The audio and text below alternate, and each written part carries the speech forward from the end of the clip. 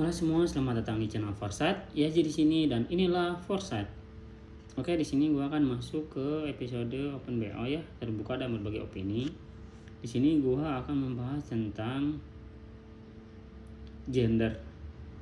Jadi isu gender di Republik ini seolah-olah selalu menjadi daya tarik atau isu seksi ketika ada seorang perempuan yang misalkan dalam tanda kutip dia menjadi tulang punggung keluarga, atau dia menjadi wanita karir, atau menjadi figur seseorang yang dikatakan bisa memimpin atau tidak dan lain sebagainya. Di sini gue akan memberikan pandangan-pandangan, berbagi opini tentang gender di sini karena gue ngerasa bahwa gue memiliki keresahan di dalam gender tersebut. Maksud gue gini, ketika entah itu kesetaraan gender, entah itu laki-laki perempuan di Republik ini, seolah-olah gender menjadi beberapa alasan untuk membatasi seseorang dalam bertindak. Misalkan gue kasih poin pertama tentang pengalaman gue selama gue KKN.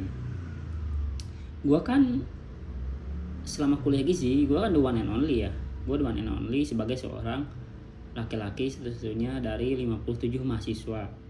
Jadi 57 mahasiswa, 56-nya mahasiswa perempuan semua, dan gue satu-satunya laki-laki. Dan tibalah ini gue langsung loncat aja ke cerita, ke pengalaman gue selama KKN. Jadi pas KKN gue KKN tuh di November 2019, pas rame-ramenya COVID tuh, pas COVID meledak di Wuhan, di Indonesia Maret meledak. Jadi ada dua kelompok KKN lah di dua desa yang berbeda, di dua desa yang berbeda di Kabupaten Bantul, daerah istimewa Yogyakarta. Nah biasa lah ya, maksud gue kayak gini, KKN itu adalah manifestasi dari ilmu-ilmu yang selama ini kita pelajari, yang selama ini kita timba, yang selama ini berkembang di kehidupan sosial.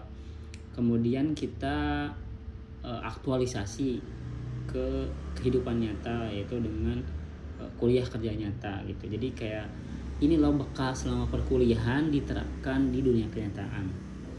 Nah singkat cerita, KKN terjadi. Sebetulnya maksud gue gini, kenyataannya pada waktu gue KKN dan di saat yang bersamaan film KKN di Desa Penari itu booming pada waktu itu benar-benar meledak banget. Gue lupa si penulisnya tuh apa sih, si Simple Man, dia menulis di Twitter tentang KKN di zaman gue lupa tahun 2009 atau 2007 ya, mahasiswa universitas di salah satu universitas di Surabaya. Dengan cerita mitosnya, gua nggak tahu tentang nilai kebenarannya. Yang jelas lebih banyak yang setuju dengan nilai kebenaran cerita itu. Akhirnya film KKN itu diproduksi dengan sutradaranya si Simple Man ini. Di satu minggu bersamaan gua melaksanakan KKN. Singkat cerita, akhirnya gua KKN terus kan gini ya, selama KKN tuh, selama menjalankan aktivitas tuh kayak kehidupan biasa, cuman manfaat untuk dunia nyata atau misalkan memberikan program-program untuk memajukan desa dan sebagainya tuh kayak biasa aja sama, cuman bedanya karena emang posisinya sebagai mahasiswa gitu kan. Singkat cerita, akhirnya seperti biasa makan, biasa gitulah, makan, buat program dan lain sebagainya. Terus singkat cerita di suatu waktu gue belepotan banget. Di suatu waktu semua orang udah kelar makan nih, ya udah deh, kan biasanya selama KKN itu dibagi-bagi tugas. Misalkan hari ini, karena pada waktu itu memang di saat KKN pun berbarengan dengan pengerjaan skripsi, dengan pengerjaan proposal skripsi. Jadi penyesuaian jadwalnya tuh emang cukup susah juga. Terlepas karena gue gak tahu ya, beda-beda judul skripsi tiap orang, tiap mahasiswa.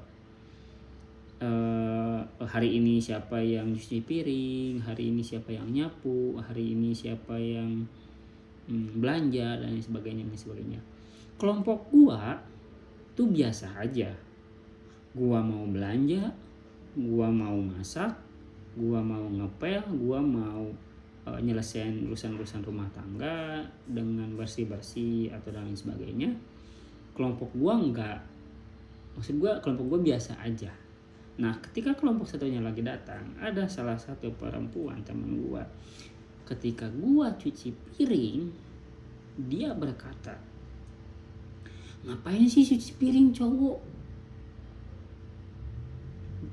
Gua ulang lagi. Si perempuan ini mengatakan, "Ngapain sih cuci piring cowok?" Gua ulang nih sekali lagi. Si perempuan ini mengatakan, "Ngapain sih cuci piring cowok?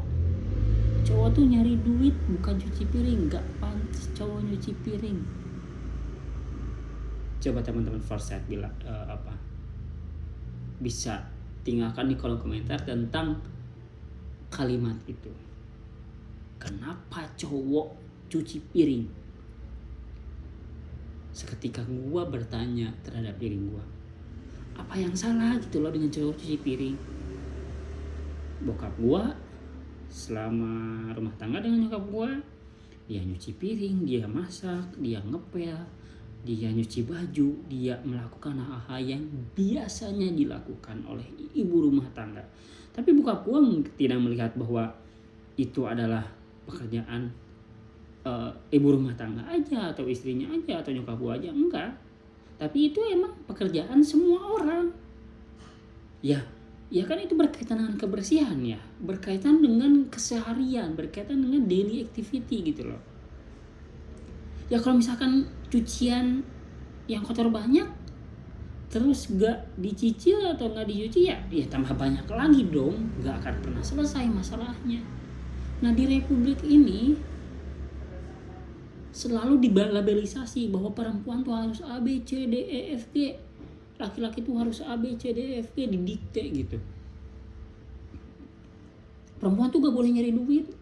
Kenapa sih? Ngurus suami aja. Laki-laki tuh ini, jangan ngurus ibu rumah tangga, nyari duit aja yang banyak. Jangan ngelakuin ini, jangan ngelakuin itu. Apa yang salah dengan gender gitu loh? Yang salah tuh ketika dia memimpin, dia tidak konsekuen, dia tidak bertanggung jawab, dan dia tidak kompeten. Itu ya, selama dia bertanggung jawab, selama dia konsekuen, dan selama dia itu kompeten, ya gak ada yang salah. Mau cowok nyuci piring, mau cewek nyari duit, mau cewek jualan, maksud gue jual barang gitu ya, endorse dan lain sebagainya, ya itu hak tiap orang ya. Dalam artian selama itu tidak selama itu dalam batas wajar, selama itu ada kesepakatan, misalkan kalau suami istri ada kompromi di situ, ada batasan-batasan yang tidak boleh dilanggar, ya selama itu baik-baik aja dan tidak melanggar kode etik dan moral, menurut gue fine-fine aja. Nah, ini yang keliru di Republik ini, tentang cara berpikir, tentang mindset bahwa laki-laki A, B, C, D, F, G, perempuan A, B, C, D, F, G. Laki-laki harus A, B, C, D, F, G, perempuan harus A, B, C, D, F, G. Seolah-olah ada pembatasan dalam penggalian kreativitas, dalam penggalian tugas, dalam kepentingan bersama gitu. Sehingga apa yang terjadi? Debat. Sehingga apa yang terjadi? Penyalahan. Sehingga apa yang terjadi? Penghakiman. Seolah-olah baik laki-laki maupun perempuan dia menasbihkan diri bahwa dia yang benar, dia yang paling benar. Enggak. Ya, dua-duanya manusia, dua-duanya pasti bisa salah. Maksud gua, dari sebagai seorang manusia yang bisa salah, tolong ingatkan gitu loh, apa yang salah. Bukan ingatkan siapa yang salah. Gua tekankan lagi, ingatkan apa yang salah, bukan siapa yang salah. Perbaiki apa yang salah, bukan memperbaiki siapa yang salah. Nah, ini yang keliru. Ya tolong, gue mengajak siapapun itu, termasuk teman-teman Foresight di sini, bahwa kemudian tiap orang tanpa melihat gender, dia berhak melakukan sesuatu selama itu tidak melanggar, kita sebut tidak melanggar nilai hukum. Dan menurut gua ini adalah salah satu yang harus bukan dirubah diperbaiki itu loh. Cara berpikir, cara memandang, cara mengkritisi bahwa dengan melabelisasi perempuan dengan harus ABCD, laki-laki dengan harus ABCD, menurut gue republik ini akan stuck sih, akan di situ-situ aja sih. Kita bisa melihat di Jepang tuh pekerjaan rumah tangga tuh cowok loh yang ngerjain, itu biasa-biasa aja gitu. Oleh sebab itu gue mengajak semua publik untuk yuk kita mawas diri, yuk kita mencoba untuk membuka cara berpikir yang rasional, bukan rasional mungkin ya yang rasional yang bisa beradaptasi dengan zaman. Itu sih poinnya. Balik lagi tadi, jangan hanya karena gender ada keterbatasan dari itikat dan tindak tanduk yang menghambat sebuah pekerjaan dan kreativitas tiap orang. Itu. Terima kasih sudah menonton video gua. Like jika Anda suka, dislike jika Anda tidak suka.